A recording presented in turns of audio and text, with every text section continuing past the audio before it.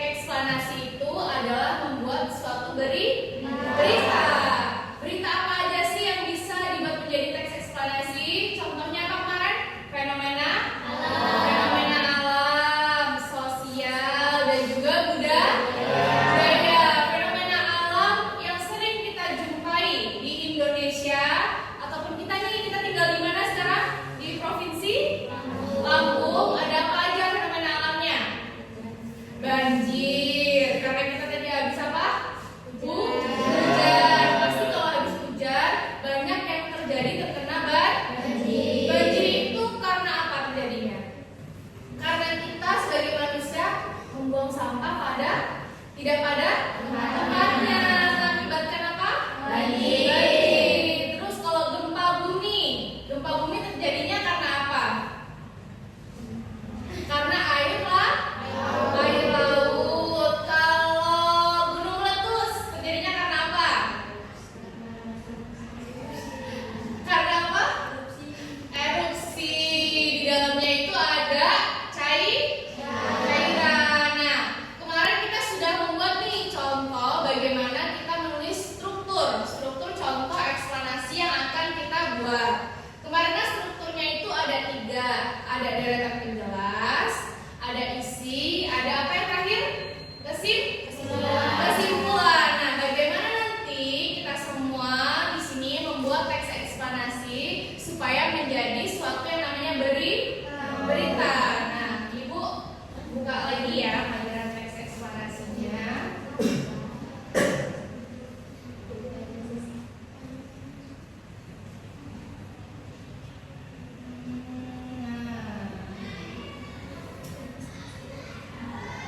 Nah, nih pengertian.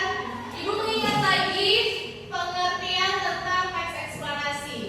Teks eksplanasi adalah menjelaskan terjadinya suatu fenomena. Berarti fenomena itu kejadian yang kita lihat, kemudian kita tulis dan menjadi berita.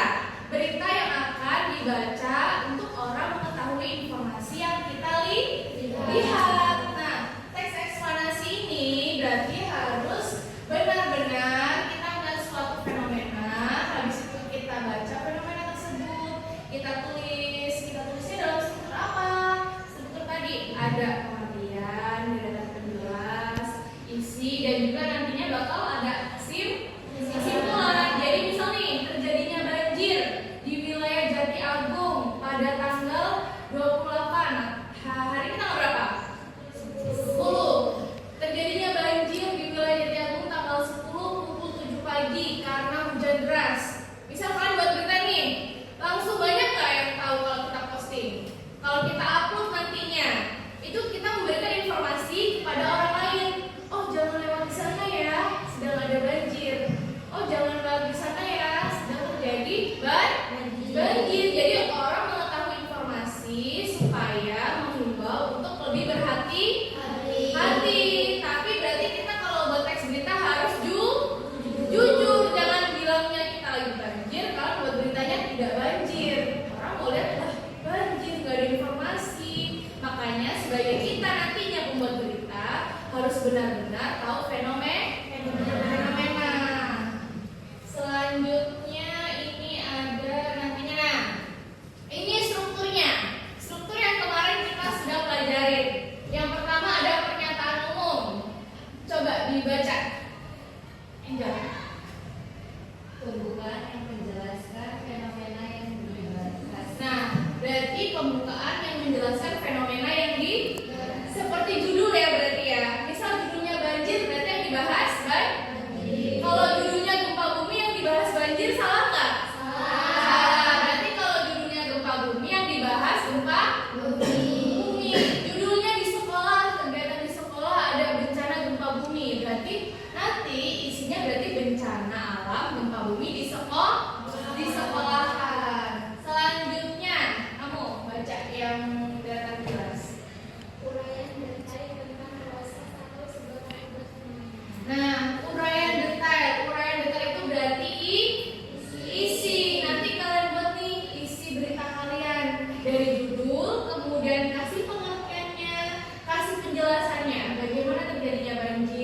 nanti apa nih apa solusinya, bagaimana cara kita mengetahui solusi supaya kita tidak terjadi dalam berita tersebut.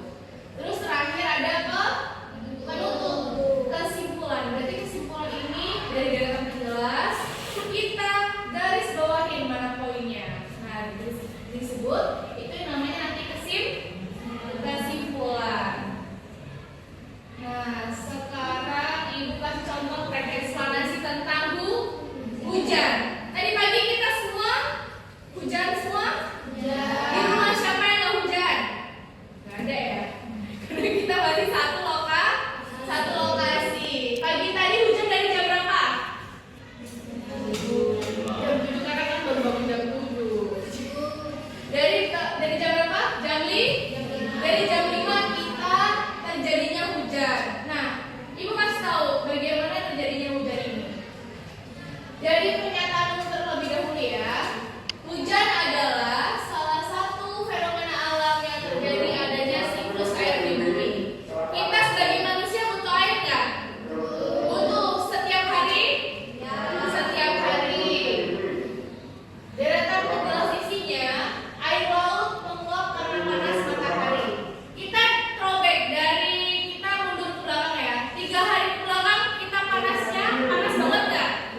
Panas banget kan? Bukan panas yang normal, tapi panasnya itu panas yang kayaknya ke badan kita tuh panas banget ya kan? Air laut menguap karena panas matahari, lalu berubah menjadi uap air dan naik menjadi atmosfer.